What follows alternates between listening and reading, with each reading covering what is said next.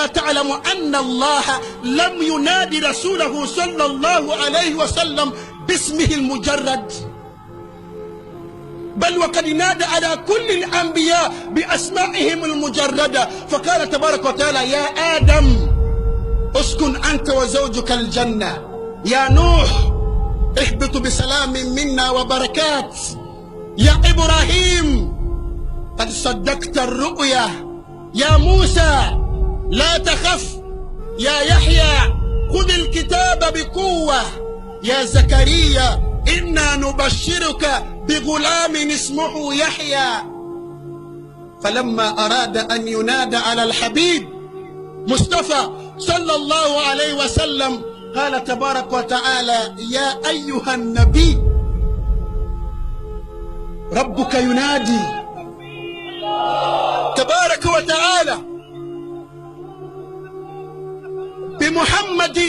بمحبة رسول الله عند الله، لم ينادي رسوله باسمه محمد. والله في كل القرآن من الفاتحة إلى الناس: يا أيها النبي اتق الله ولا تطع الكافرين والمنافقين، يا أيها المزمل قم الليل إلا قليلا، يا أيها المدثر قم فأنذر.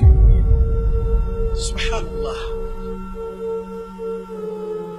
وما نادى رسول الله صلى الله عليه وسلم باسم محمد إلا بقرينة الرسالة والنبوة.